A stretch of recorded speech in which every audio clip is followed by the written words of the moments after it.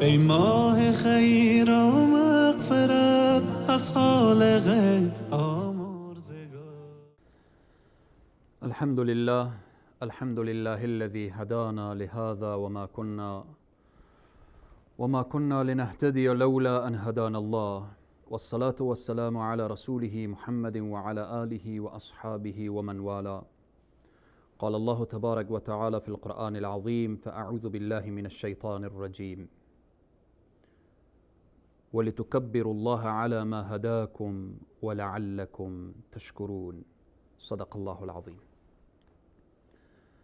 خدمت صائمین ماه مبارک رمضان، السلام علیکم و رحمت الله تعالی و برکاته.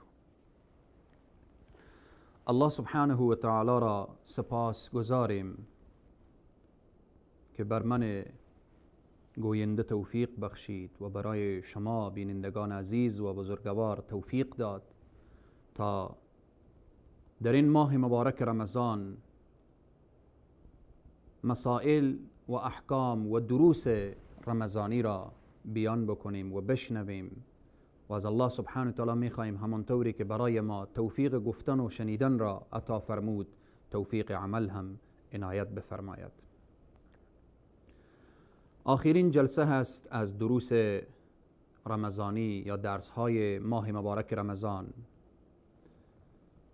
ماه مبارک رمضان همانطوری که در دروس گذشته بیان شد، رمضان ماه صبر، رمضان ماه شکر، رمضان ماه عبادت هست، رمضان ماه شب زنده‌داری است، رمضان ماه غالب شدن بر دشمن هست، رمضان ماه جهاد، رمضان ماه دعوت، رمضان ماه فتح و ظفر و پیروزی است، رمضان ماه جبران و ماه جبران گذشته هست.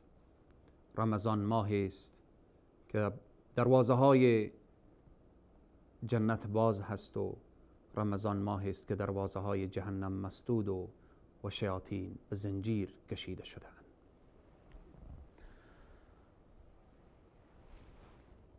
الان واجب دیگر از واجباتی که مرتبط میشه به ماه مبارک رمضان و ارتباط میگیره به این 29 روز یا 30 روزی که به عبادت الله سبحانه و تعالی سپری کردید، که آن عبارت از مسئله صدقه فطر و مسئله عید هست. پیرامون صدقه فطر یا زکات فطر، رسول معظم اسلام صلی الله علیه و سلم در حدیثی سیدنا عبدالله بن عمر رضی الله عنهما روایت میکنند و میفرمایند: فرض رسول الله صلی الله علیه و سلم زکات الفطر. فرض نموده رسول اکرم صلی الله علیه و سلم زکات فطر را، و رسول الله صلی الله علیه و سلم از پیش خود چیزی نمیگویند. و ما ینطق عن الهوى ان هو الا وحی یوحى. وحی الله سبحانه و تعالی هست. زکات فطر یا صدقه فطر در ادامه میفرمایند: صاع من تمر او صاع من شعير على العبد والحر والذكر والأنثى والصغير والكبير من المسلمين، وأمر بها أن تود قبل خروج الناس إلى الصلاة. رواه البخاري. أو كما قال صدق النبي الكريم صلى الله عليه وسلم. صدقه فطر برای هر مسلمانی که قوت یومیه خود را داشته باشه، یعنی خرج و خوراک روزانه خود را داشته باشه، برایش واجبه تا اینکه بپردازه. برای هر غلامی میخواه باشه، برای هر آزادی میخواه باشه، چی زن باشه، چی مرد باشه، چی صغیر باشه و چی کبیر باشه، این چی وقت پرداخته بشه؟ قبل از این که، پیش از این که شخص به طرف نماز عید روان بشه. این که در حدیث میاره که این صدقه فطر یا خرما باشه یا شعیر جو باشه، این نظر به فقها و اینها بیان کردن، نظر به مناطق و عرف و عادتی که در منطقه و فقرا و مستضعفین به او نیاز داره. بعضی مناطق هست برنج هست، فقیر از برنج استفاده میکنه. بعضی مناطق هست گندم هست، از گندم استفاده میکنه. بعضی مناطق هست شاید فقیر برنج و گندم داشته باشه، پولش داده بشه. هدف و اصلی و اساسی از این صدقه فطر چیست؟ به اینه که حکمتی و تطهیر للصائم من الرفث واللغو. بدون شک کاستی که در رمضان، در روزه رمضان پیدا شده، نقص و زیانی که در رمضان در روزه پیدا شده، این صدقه فطر او را پاک میکنه. حکمت دیگرش فرحت و خوشحالی برای فقرا و مستمندان. همانطوری که در ماه مبارک رمضان فقیر و غنی یکسان بودند، هر دو لبها خشکیده بود، هر دو گرسنه بودند، هر دو تشنه بودند. الله سبحانه و تعالی میخواهد در روز عید، روز عید که روز فرحته، روز عید که روز خوشحالیه، الله سبحانه و تعالی میخواهد که فقیر و غنی مساوی باشند، دست فقیر دراز نباشه. روز عید، در روز عید فقیر هم لباس نو داشته باشه، فقیر هم با راحت کامل رو به طرف نماز بیایه. همچنین از حکمتهای صدقه فطر اینه که زکات یا این صدقه فطر جسم را پاک میکنه. حتی در قرآن هم اشاره شده قد افلح من تزکا و ذکر اسم ربه فصلی. رستگار کسیه که نفس خود را تزکیه بکنه. و همچنین از حکمتهای صدقه فطر به جا آوردن شکر الله سبحانه و تعالی. ای الله، تو توفیق عبادت دادی، تو توفیق تلاوت دادی، تو توفیق دعا و ذکر و بیدار شدن در وقت سحر و توفیق روزه و نماز و اینها را تو توفیق دادی. این صدقه فطر شکرانه هست، به شکرانه این که درست و صحیح بتوانستی عبادت الله را سپری و عبادت الله را درست و صحیح انجام بدی. این به طور خلاصه و فشرده پیرامون زکات و یا صدقه فطر، زکات فطر و یا صدقه فطر. در قسمت صلاة عید، عید روز فرحت و خوشحالی، الله سبحانه و تعالی در ابتدای آیه وقت شروع میکنه یا ایها الذین آمنوا کتب علیکم الصیام کما کتب علی الذین من قبلکم لعلکم تتقون ایاما معدودات. بعد آیه بعدی شهر رمضان الذي انزل فيه القرآن هدى للناس و بینات من الهدى والفرقان.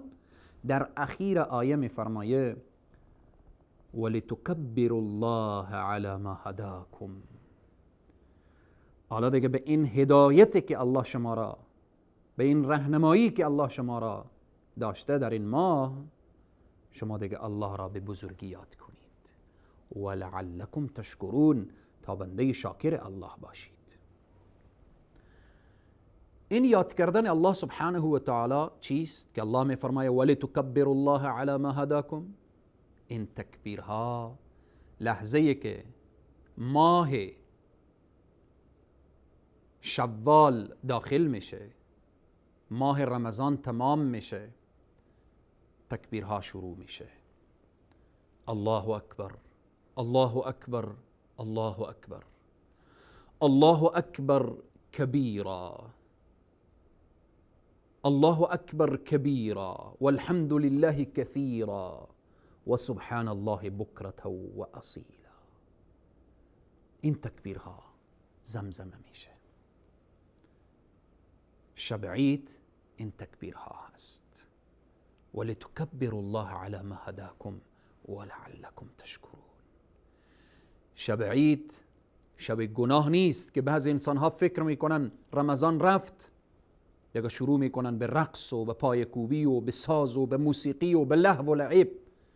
شب عید شب است که الله سبحانه و تعالی به بندگان خود عیدی میده. عیدی الله چی هست؟ عفو، بخشش، جنته. ای الله، ای الله، روز عید همه اطفال گرد پدر و مادر خود میچرخن به امید این که پدر دست به کیسه کنه و برای اطفال خود عیدی بده. ای الله، تو از پدر و مادر مهربان تری. ای الله، تو خیلی از پدر و مادر مهربان تری. امروز همه ما به منزله یک گدا دست ما طرف تو دراز است. زن و مرد همه دست ما طرف تو دراز است. از تو میخواهیم که تو عیدی ما، از تو عیدی میخواهیم، از تو عیدی میخواهیم. ای کریم مهربان، ای رب مهربان، ای پروردگاری که از پدر و مادر مهربان تری. عیدی ما عفو ما باشه، عیدی ما بخشش باشه، عیدی ما این باشه که قلم عفو را بر گناهان ما بکشی و ما را از آتش جهنم نجات بدی و ما را وارد جنت الفردوس بگردانی. عید و احکام عید. صبح عید وقتی که شخص نماز صبح میخوانه، از جمله آمادگی های نماز عید هست زمانی که خورشید بلند میشه یک نیزه، یعنی وقت اشراق میشه، همون وقت نماز عید هم داخل میشه. شخص آمادگی نماز را میگیره، 2 رکعت نماز با تکبیرها و با خطبهش.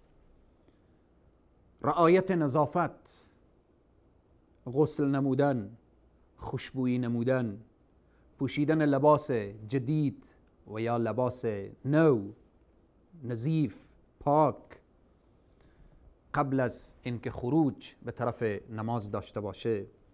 چیزی را خوردن، چیزی را بخوره مستحبه در عید فطر. اگر خرما باشه بهتر. در روز عید روزه گرفتن حرام هست. انسان حق نداره روز اول عید روزه بگیره، اما از روز دوم در عید فطر اجازه هست که روزه شوال 6 روز بگیره. و اگر در همین ماه شوال در هر روزی غیر از روز اول 6 روز شوال را روزه بگیره، اجر عظیم و بزرگی داره. میتونه پی در پی بگیره، میتونه بالاخره با فاصله روزها بگیره روزه شوال. فرصت خوبی است روز عید تا صله رحم به جا بشه. از کسی که ناراحتیم او را به آغوش بگیریم، بریم به خانه اش، از او معذرت بخواهیم. اجر و ثواب از آن کسیه که اول سلام بکنه، اجر و ثواب از کسیه که اول بر طرف مقابلی که از او ناراحت هست از او معذرت بخواه و او را به آغوش بگیره.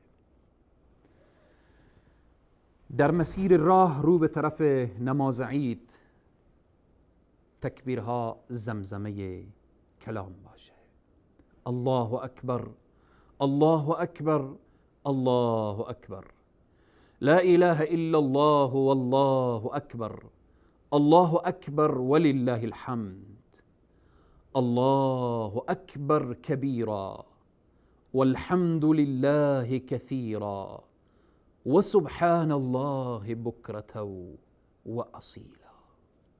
چی لحظه است که انسان خوشحالی میکنه و خوشحالیش اینه که اطاعت از الله نموده. 1 ماه روز در صیام بوده و شب در قیام بوده، 1 ماه به تلاوت و به ذکر و دعا بوده. الله سبحانه و تعالی میفرمایه قل بفضل الله و برحمته فبذلك فلیفرحوا.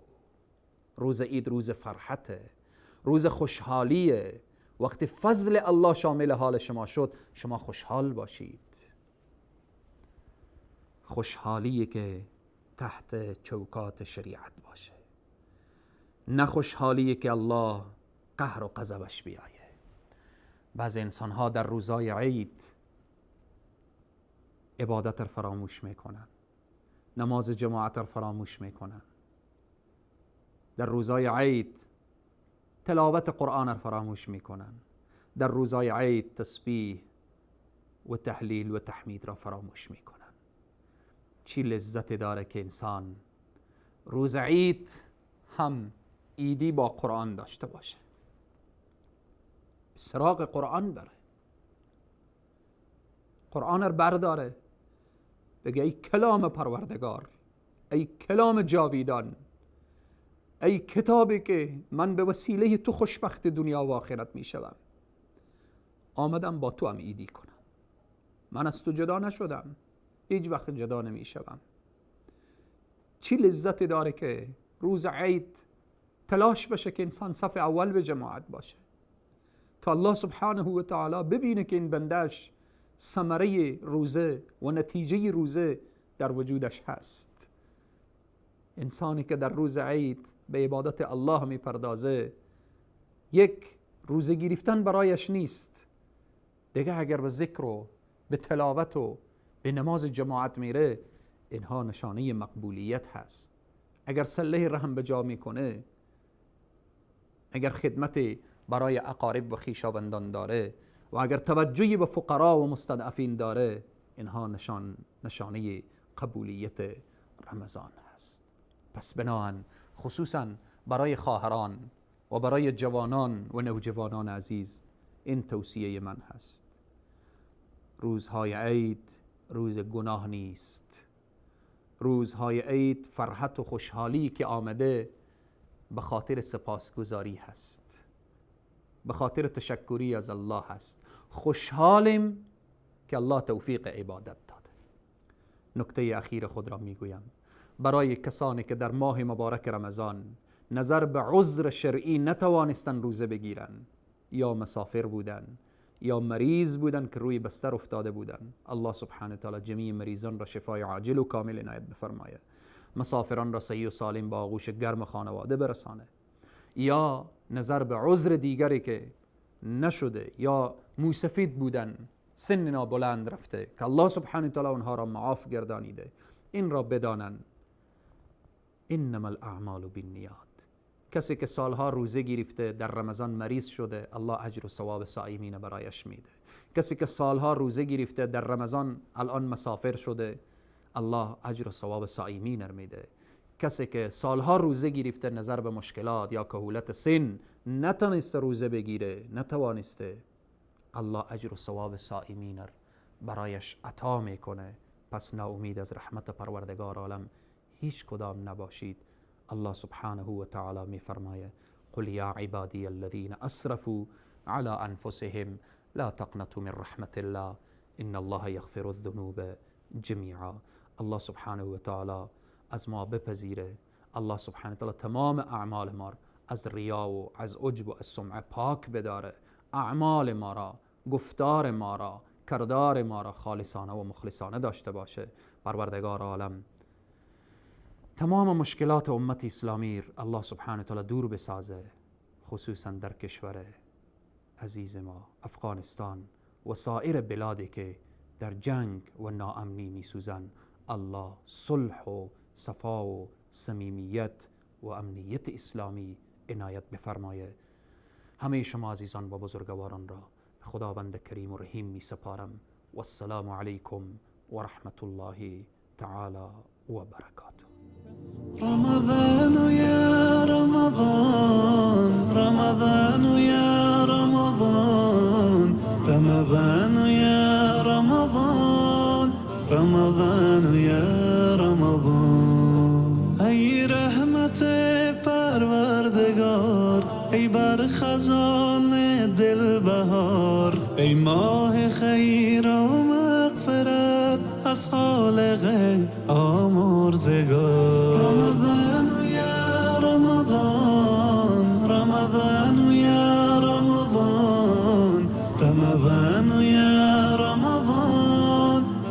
رمضان يا رمضان الله يا الله الله يا الله الله